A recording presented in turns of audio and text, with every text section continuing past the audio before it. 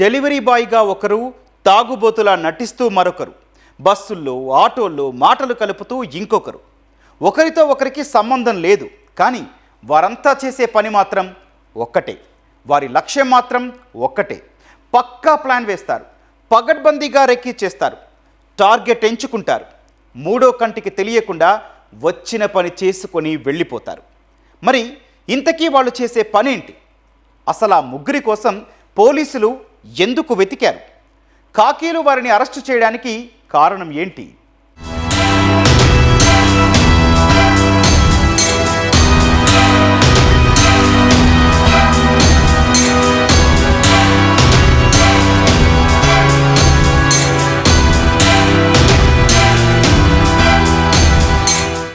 ఇటీవల కాలంలో విజయనగరం జిల్లాలోని పలు ప్రాంతాల్లో పట్టపగలే దొంగతనాలు పెరిగిపోతున్నాయి. బొబ్బిలి, బాడంగి, సీతానగరం, ఎస్కోట, జామి, భోగాపురం పోలీస్ స్టేషన్లలో వరుస కేసులు పోలీసులను ఉక్కిరిబిక్కిరి చేశాయి. తాళం వేసి బయటకు వెళ్లాలంటేనే జనం భయపడిపోయారు. ముఖ్యంగా తాళాలు వేసి ఉన్న ఇళ్లనే దొంగలు టార్గెట్ చేసి మరీ చోరీలకు పాల్పడ్డారు. ఇదేదో అంతర్రాష్ట్ర దొంగల ముఠా పని అనుకుంటే కాదని, స్థానికుల చేతివాటమేనని పోలీసులు నిర్ధారించారు. ముగ్గురు వేర్వేరు దొంగలను అరెస్టు చేసి సుమారు 29 తులాల బంగారు ఆభరణాలు స్వాధీనం చేసుకున్నారు.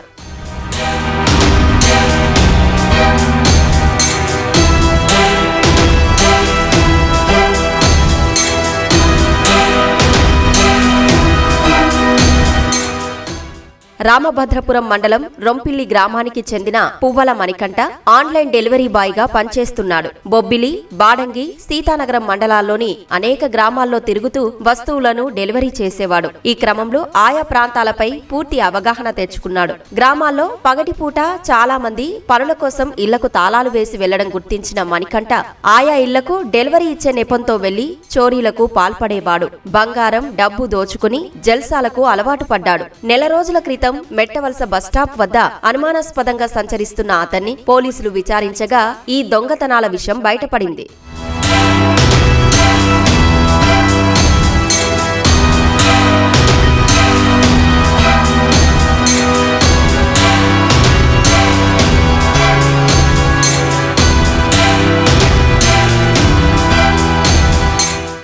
దొంగిలించిన ఆభరణాలను మణికంఠ సాలూరులోని కానూరు బాలేశ్వరరావు అనే బంగారు షాపు యజమానికి అమ్మేవాడు. మొత్తం 10 కేసుల్లో నిందితుడైన మణికంఠతో పాటు ఆభరణాలు కొనుగోలు చేసిన బాలేశ్వరరావును అరెస్టు చేసి 20 తులాల బంగారు ఆభరణాలను స్వాధీనం చేసుకున్నారు. పువ్వల మణికంఠని బొబ్బిలి ఆ ప్రాంతానికి సంబంధించిన రామభద్రపురం నేటివ్. ఇతను ఫ్లిప్కార్ట్ ఏజెంట్ గా పనిచేస్తూ బాడంగి అలాగే బొబ్బిలి టౌన్లో, సీతానగరంలో డెలివరీకి వెళ్ళినప్పుడు ఆ హౌసెస్ అన్ని కూడా విలేజెస్ కాబట్టి ఎవరు ఉంటున్నారు, ఎవరు లేరు, ఏ ఇంట్లో గోల్డ్ ఉంటుందని ఇతను ఒక అంచనా వేసుకోవడం, నీళ్లు అడిగినట్టు వాళ్ళని ఓనర్స్ అడగటం, ఆ తాళాలు ఎక్కడ ఉంటాయి అన్ని కూడా ఇతను అబ్జర్వ్ చేసేవాడు. 2023 నుంచి ఇప్పటి వరకు దాదాపు 10 ఇళ్లలో దొంగతనం చేయడం జరిగింది. అన్ని కూడా మార్నింగ్ టైమే చేస్తాడు. ఈ 10 కేసుల్లో కూడా 4 కేసులు బొబ్బిలి, 4 కేసులు బాడంగి, 2 కేసులు సీతానగరం పోలీస్ స్టేషన్లో చేశారు. దాదాపు దీంట్లో 20 తులాల బంగారు రికవరీ చేయడం జరిగింది. రీసెంట్గా ఒక దగ్గర అటెంప్ట్ చేస్తే అతనికి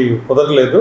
ఆ టైంలో మనకు ఇన్ఫర్మేషన్ రావడం, పోలీసులకు ఇన్ఫర్మేషన్ రావడం, బొబ్బిలి పోలీసు కొంచెం స్పీడ్గా యాక్టివ్గా చేయడంతో ఇతన్ని మనం పట్టుకోగలిగాం. దీంట్లో ఇంకొక వ్యక్తి ఉన్నాడు, కానూరు బాలేశ్వరరావు అని. అతను దొంగతనం ప్రాపర్టీ అని తెలిసి కూడా గోల్డ్ రిసీవ్ చేసుకొని ఇతనికి డబ్బులు ఇవ్వడం జరిగింది. అతని మీద కూడా కేసు పెట్టడం జరిగింది. అతను కూడా ఇప్పుడు రిమాండ్ పంపుతున్నాం. వీళ్లతో పాటు మరో 2 కేసుల్లో దొంగలను పోలీసులు పట్టుకున్నారు. పెందుర్తి మండలం నరవకు చెందిన బండి అప్పారావును అరెస్టు చేసి 4 తులాల బంగారం స్వాధీనం చేసుకున్నారు. అలాగే ఆర్టీసీ బస్సులో ప్రయాణిస్తూ మహిళల మెడలో నుంచి ఆభరణాలు చోరీ చేస్తున్న మహిళను సైతం అరెస్టు చేసి మరో 5 తులాల బంగారం రికవరీ చేసినట్లు ఎస్పీ వివరించారు. జామి పోలీస్ స్టేషన్లో రావుల పార్వతి అనే ఆవిడ, ఈమె కొత్తవాళ్ళకి సంబంధించినటువంటి అఫెండరు, 202 కాలనీలో ఉంటారు. ఈవిడ కూడా బస్సులో వెళ్తున్నటువంటి ప్యాసింజర్స్ పక్కన కూర్చొని నటిస్తూ ఆటోల్లో మంచిగా మాట్లాడి అలాగే అబ్జర్వ్ చేసి వితిన్ 1-2 మినిట్స్లో బ్యాగ్ లేదని ఉంటే బ్యాగులు కట్ చేసి గోల్డ్, చైన్లు, రింగ్లు ఇలాంటివి ఉంటే కూడా తీసుకుంటుంది. అందులో భాగంగా దాదాపు ఈయన దగ్గర కూడా ఒక దొంగతనం చేసి 5 తులాలు రికవర్ చేయడం జరిగింది. అలాగే బండి అప్పారావు, ఇతను ఎస్కోట పోలీస్ స్టేషన్, నేటివ్ వచ్చే నర్వా విలేజ్.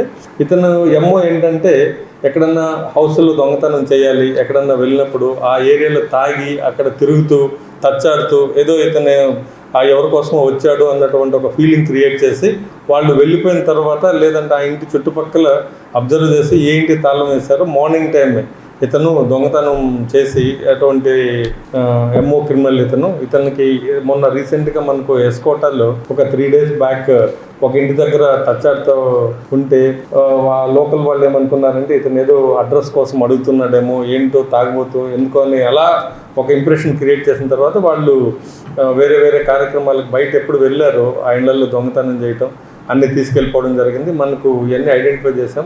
ఇతనికి ఇంకా నేర చరిత్ర ఏమన్నా ఉందో వెరిఫై చేస్తున్నాం. ఇతని దగ్గర కూడా దాదాపు 4 తులాల గోల్డ్ కూడా రికవరీ చేశాం.